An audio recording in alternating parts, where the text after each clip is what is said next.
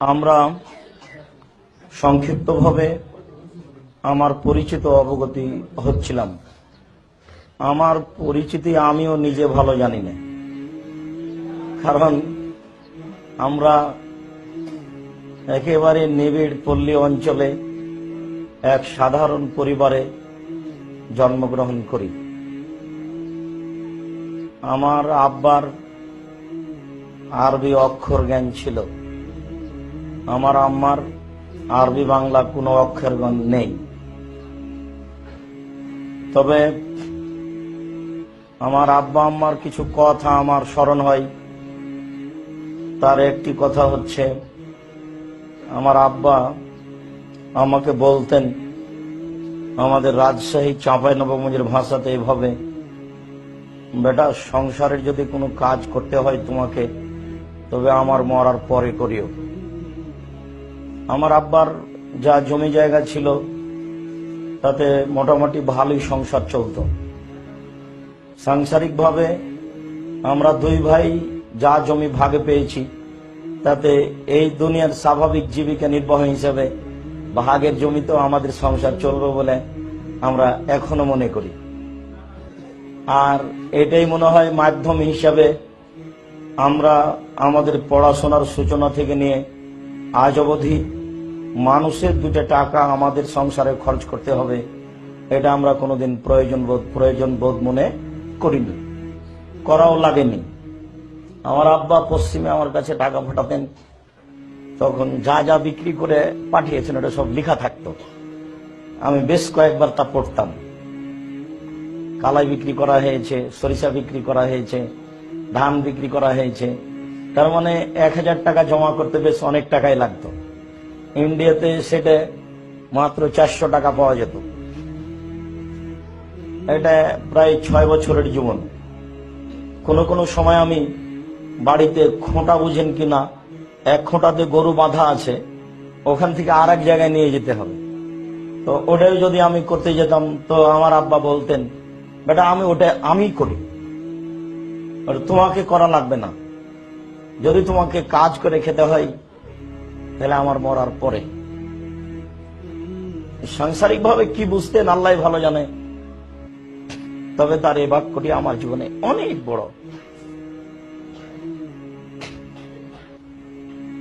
যে বাক্য আমার স্মরণে আসলে আমি কোনো সময় নিজেকে ধরে রাখতে পারিনি।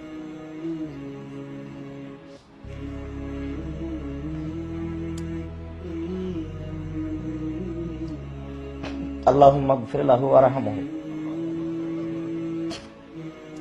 তিনি রাতে কোরআন মাজিদ পড়তেন বেখিয়াল, বেহিসাব, শরীরে কোনো ক্লান্তি বুঝতে পারতেন না। ওই যে বলে যে বাপ কা বেটা সিপাহী কা ঘোড়া উঠনা হতো থোড়া থোড়া, আমি আমার কোনো ক্লান্তি বুঝি না। ও দিন রাত আমার সামান।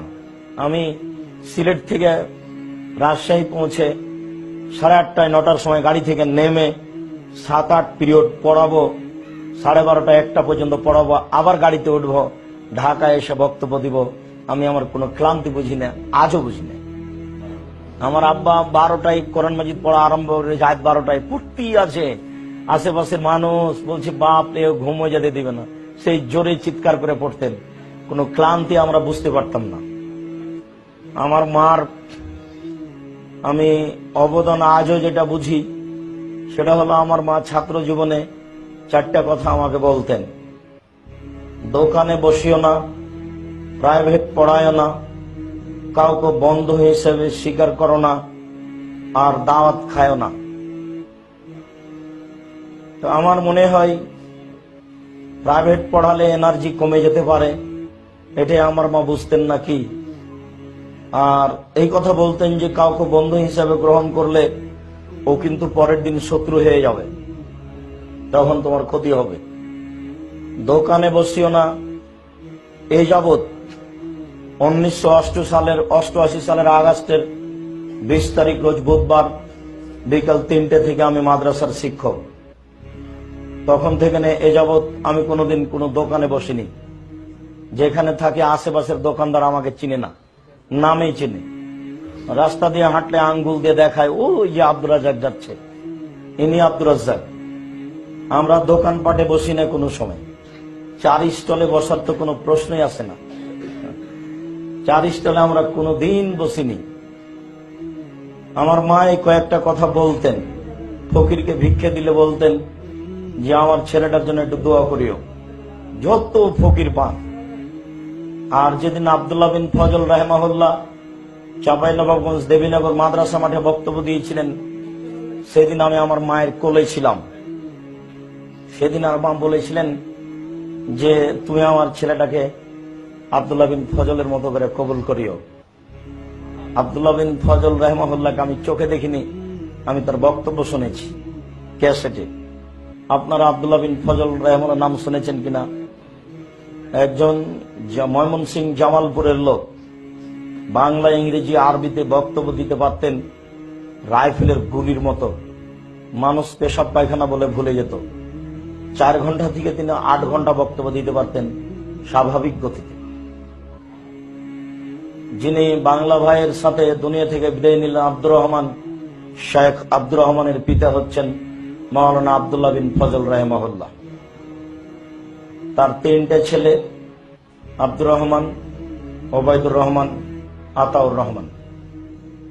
আব্দুর রহমান, আতাউর রহমানের ফাঁসি হয়েছে, ওবায়দুর রহমান আজও জেলে। আল্লাহ তুমি দয়াবান, তুমি দয়া করো, আল্লাহুম্মা আমিন। সম্মানিত উপস্থিতি, পড়া থেকে নিয়ে প্রতিটা কাজেই, ছাত্র জীবন থেকেই, কর্মজীবন থেকে একটা সাধনা ছিল খুব বেশি ভিতরে। সাঁতার দিয়ে নদী পার হলে আমার আগে কেউ যেতে পারবে না, এটা আমার গতি। মানে সাঁতার দিচ্ছি, 1 কিলো সাঁতার দিয়ে যেতে হবে, আমি আগে যাবই, এটা আমার মাথায় কাজ করতো সবসময়। জমিতে গরু বাছুরের জন্য ঘাস কাটতে গেছি, সবার চেয়ে ঘাস আমাকে বেশি কাটতে হবে। ঘাস কাটা বুঝেন কি? গরুর জন্য ঘাস কাটতে হবে, আমাকে সবার চেয়ে বেশি ঘাস কাটতে হবে, এটা আমার মাথায় কাজ করে সবসময়। ছাত্র জীবনে ওই ছোট সময়ে হাডুডু খেলতাম। হাডুডু বুঝেন কি? আমাকে কেউ আটকে রাখতে পারবে এটা আমার মাথায় ধারণা করতো না। মানে আমাকে আটকে রাখাই কঠিন, এটাই ছিল একটা সবার মধ্যে এটা বিরাজ করত। মাঠে গরু চড়ালে মাঠে যত রাখাল আছে, সে ছোট হোক আর বড় হোক, তাকে ধরলে উল্টে দেবে, এটা আমার গতি। সে যেই হোক, এটা আমার ছাত্র জীবন থেকেই, ছোট জীবন থেকে ভিতরে প্রতিক্রিয়া করে। ছাত্র জীবনেও তাই, আমি সবসময় সামনের বেঞ্চে বসতাম। পশ্চিমে আমার ছাত্র শিক্ষকরা বলতেন, আব্দুর রাজ্জাক, अगर ऐसी मेहनत जारी रहे तो आप सैफुल हादिस बन के रहेंगे। যদি তোমার এরকম পরিশ্রম চালু থাকে তাহলে তুমি অবশ্যই শাইখুল হাদিস হয়ে থাকবে। এই কথা শিক্ষক বলতেন। 24 বছর পরে শিক্ষকের সাথে সাক্ষাৎ করলাম। উনি বললেন, আব্দুর রাজ্জাক, আপ জারবুল মিসাল বান গায়ে হ্যাঁ। জারবুল মিসাল মানে ওটা হলো কি কথা যেন, দৃষ্টান্ত, যেটা উদাহরণ হিসেবে পেশ করা হয়। শিক্ষক বলতেন, আজ এ পর্যন্ত বলছেন, তারা যতদিন বেঁচে থাকবেন ততদিন বলবেন, পড়া যদি পড়তে হয় তাহলে আব্দুর রাজ্জাকের মতো পড়ো। তোমরা চিনো আব্দুর রাজ্জাক বাঙালিকে? এখনো বলতে থাকেন। আর আমি যদি সন্ধ্যার দিকে 2 তলা থেকে নিচে নেমে রাস্তায় হেঁটেছি, 7 দিন পরে একদিন রাস্তায় হাঁটতাম। কোন ছাত্র আমার সামনে পড়লে আমাকে বলতো, আরে আপ ভি নিকাল গে হ্যাঁ, তব তো দুনিয়া বদল যায়গি। আরে আপনিও বের হয়ে গেছেন, তাহলে তো দুনিয়া উল্টে যাবে। তার মানে সারা শহরে জানতো আব্দুর রাজ্জাক বাঙালি একজন আছে, যে পড়াশোনা ছাড়া অন্য কিছু বুঝে না, বের হয় না। এটাই ছিল আমার গতি। আমি মাঝে মধ্যেই শিক্ষকের কাছে অভিযোগ করতাম যে আমার বিদ্যা বেশি হচ্ছে কিনা তা আমি বুঝতে পারি না। মেরে এলমকে তারাক্কি ভাই সমঝতা নেই। তখন আমাকে বলতো, তোমার নাখুন কিস तरह बढ़ता है तुम्हें मालूम है? নখটা তোমার কিভাবে বাড়ে এটা কি তুমি বুঝতে পারো? না, তা তো আমি বুঝতে পারি না। নখ তো কয়েকদিন পরে দেখি ঠিকই বড় হয়ে গেছে, কিন্তু কিভাবে বড় হলো তা তো আমি বুঝতে পারি না। তখন আমাকে বলতেন যে তোমার বিদ্যা এইভাবে বাড়ে, তুমি বুঝতে পারো না, তুমি পরিশ্রম করতে থাকো, আমরা তোমার উপরে বিশ্বাসী, তোমার বিদ্যা হবেই। এইভাবে আমাকে শিক্ষকেরা আশ্বস্ত করতেন। যদিচ শিক্ষা অর্জনের জন্য পিতামাতার পক্ষ থেকে যেসবগুলো বাস্তব বাহ্যিক চেষ্টা, এটা কোনোদিন হয়নি। তার মানে আমার বাপ মা তো কিছু জানে না। আমার মা দোয়া করে, আর আমার পিতারও দোয়া এরকমই, আমার পিতা অনেক নরম মানুষ এদিক দিয়ে, আর ওই কথা তার আছে। তবে আমি এটা বিশ্বাসী যে তাদের দোয়া অনেক কাজ করছে আমার চেষ্টার চেয়ে। তারা একজন না জানা মানুষ, তারা আমার ব্যাপারে যত সাধনা করেছে দোয়াতে, এটাই মনে হয় সবচেয়ে বড় মাধ্যম। তার মানে আমি খুব মেধাবী ছাত্র এটা আমি মনে করি না। যারা খুব মেধাবী তারা আমাকে ক্লাসে বলছে যে তুই এগুলো পারিস কি করে। তো আমি দেখি যে ও পড়েইনি, আর আমি অনেক পড়েছি, তারপরও দেখছি যে ও মোটামুটি ভালোই বুঝে। আমি তখন চিন্তা করি আসলে ওর মেধা আমার চেয়ে বেশি, এটা আমি বুঝতে পারি। আমরা দুই ভাই, মোস্তফা কামাল দারুল উলুম দেওবন্দ থেকে পড়ে এসেছে, ও বরিশাল মডেল কলেজের শিক্ষক। ও খুব ভালো কোরআন হাদিসের দখল রাখে, আমার চেয়ে বেশি। আমি অনুমান করি ও আমার চেয়ে সতেজ ব্রেনের বেশি। আর আমার আব্বা আমাদের চেয়ে বেশি। একসাথে কোরআন মাজিদ মুখস্থ করতে লাগে যদি আমরা তিন বাব্বাটা, আমার আব্বা তো মারা গেছে, মরণ একদিন আসবে বই লেখা আছে, এক পৃষ্ঠা কোরআন আমি যতটুকু সময় মুখস্থ করব, আমার ছোট ভাই তার চেয়ে একটু কমে। আর আমরা যতটুকু সময় মুখস্থ করব, আমার আব্বা তার অর্ধেক সময় করে ফেলবে শেষ সময়। এরকম ব্যাপার ছিল। এখন পরবর্তী বাচ্চাদের উপরে আমাদের চেয়ে অনেক বড় ধারণা। আপনাদের কাছে কথা প্রসঙ্গে আসলো বলেই বলে ফেললাম। এমনি নেটে দেখছেন আব্দুল্লাহকে, এদের এই আব্দুল্লাহর উপরে, বাচ্চা সবার উপরে আমার অনেক বড় ধারণা। অনেক বড় ধারণা মানে আহমদ ইবনে তাইমিয়া, ইমাম বুখারী, আহমদ ইবনে হাম্বল, এদের মতো ধারণা, কোনো ছোট বড় ধারণা নেই আমার কাছে। আব্দুল্লাহ একদিনে 17 থেকে 18 পৃষ্ঠা কোরআন মুখস্থ করে। ও 3 মাস 19 দিনে গোটা কোরআন মুখস্থ করেছে। আর মেয়েটা ওই একদিনে 20 পৃষ্ঠা কোরআন মুখস্থ করে। ওই ভাই বোনের মধ্যে দেখা যায় যে এই মেয়ে এদের চেয়ে বেশি, কিন্তু পড়াশোনার ব্যাপারে মেয়ে অত মন দিয়ে পড়াশোনা করে না। ও পঞ্চম পরীক্ষা দিয়ে কোরআন মুখস্থ করলো, সামনে অষ্টম পরীক্ষায় অংশগ্রহণ করবে। আর আব্দুল্লাহর ব্যাপারে তো আপনারা অবগত আছেন। আব্দুল্লাহ দারুল উলুম দেওবন্দ থেকে পড়ে এসেছে, হানাফি মাদ্রাসা থেকে। এদেশে দাখিল আলেম দিয়ে ঢাকা, চিটাগাং, রাজশাহী বিশ্ববিদ্যালয়ে ভর্তির জন্য পরীক্ষা দিয়েছিল। সব বিশ্ববিদ্যালয়ে ভালো ফল করেছিল, কিন্তু 2-1 দিন রাজশাহীতে যাওয়ার পরে বললো, আব্বু আমি পড়বো না এই বিশ্ববিদ্যালয়ে। কি করবেন না, তো দিল্লি পশ্চিমে যাব। সে নিজের বুঝে জোর করে পশ্চিম যেতে চাইলো, চলেই গেল। চলে গিয়ে 3 মাস 19 দিনে কোরআন মুখস্থ করার পরে 2 বছর দারুল উলুম দেওবন্দে পড়াশোনা করে লেখাপড়া করে ফিরে এসেছে। মদিনা বিশ্ববিদ্যালয়ে যাবে বলে অপেক্ষা করছে, মানে ওই নাম এসেছে মদিনা বিশ্ববিদ্যালয়ের গ্রহণের। তো আমাদের অনেক বড় আশা আছে তার উপরে, অনেক বড় পরিকল্পনা নিয়ে আগাচ্ছে। ইতিমধ্যে 3-4টা বই তার সামনে আছে। তার একটা বই আজকে একটা ছেলে দেখালো মোহাম্মদপুর মসজিদে, ছাপা হিসেবে এটাই তার প্রথম বই। সেটা হচ্ছে মোহাম্মদ সাল্লাল্লাহু আলাইহি সাল্লামই শ্রেষ্ঠ নবী। তার উপরে কোনো আপত্তি ছিল যে ইনি শেষ নবী, শ্রেষ্ঠ নবী নন, ওটার উপরে লিখেছিল আর কি। আরো অনেক গুরুত্বপূর্ণ কাজগুলি করছে। এরপরে যেটা আব্দুর রহমান, সেটা এখন জামিয়া সালাফে বানারস, দিল্লি বানারসে আছে। তারপরে যেটা আব্দুর রহমান, সেটা এখন মাদ্রাসায় 10ম শ্রেণীতে পড়ছে, দাখিল পরীক্ষা দিবে। তারপরে 2টি মেয়ে, মারিয়াম, আরিবা। মারিয়াম 12 বছর বয়স চলছে মনে হয়, এটাই কোরআন মাজিদ মুখস্থ করেছে, সামনে পরীক্ষা দিবে। আর তারপর এটা আরিবা 2 বছর হচ্ছে। মোটামুটি সংক্ষিপ্ত এই। জন্মদিন আমাদের খুব একটা ভালো মনে নেই, তো যেভাবে বললেন এভাবেই হবে। প্রথমে মক্তবে পড়াশোনা করি, তারপর গ্রামের একটা পাশের গ্রামে মাদ্রাসা আছে, সেখানে পড়তে যাই। তারপরে আপনার নাচল মাদ্রাসায় পড়তে যাই। নাচল মাদ্রাসা থেকে যাওয়ার ব্যাপারে বিস্তারিত বিবরণ আছে, আব্দুল্লাহ মনে হয় লিখে কোন সময় আপনাদের সামনে পেশ করবে। তারপর ইন্ডিয়া চলে যাই। আপনার 1983 সাল থেকে নিয়ে 85 সাল পর্যন্ত মাদ্রাসা মালদাতে পড়াশোনা করি।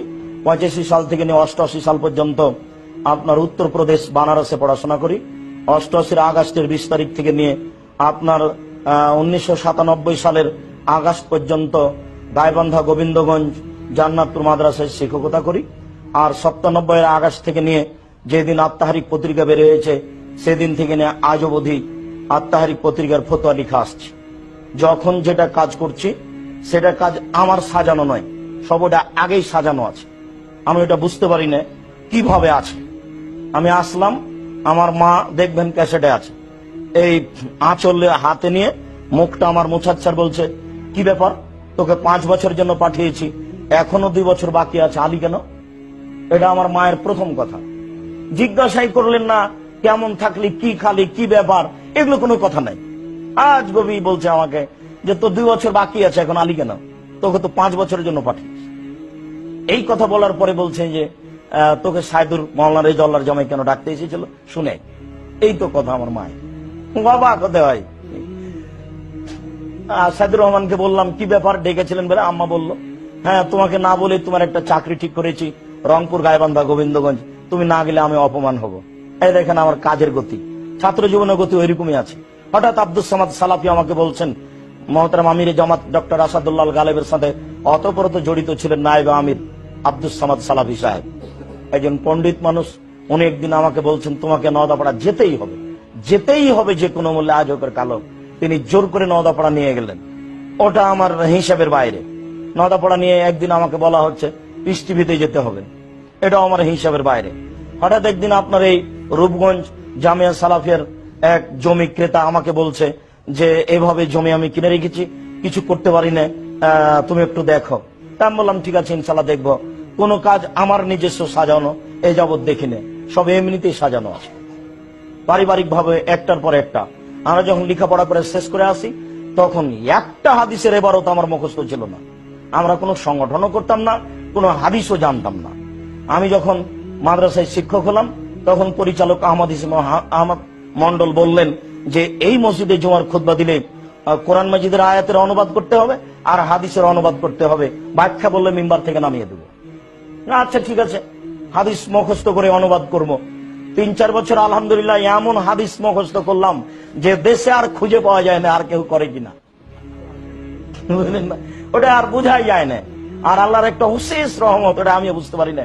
বড় বড় হাদিসের এবারত মুখস্থ আছে, এক বাক্য বললে তার পরের পিছনের বাক্য রেডি আছে মাথায়, আগে পিছু হয় না। এটা একটা মানে আলহামদুলিল্লাহ। আপনার এই কথার উত্তরে আলহামদুলিল্লাহ ছাড়া আপনি কোনো পথই পাবেন না, কোনো উত্তর নাই, আমি নিজেও বুঝি না।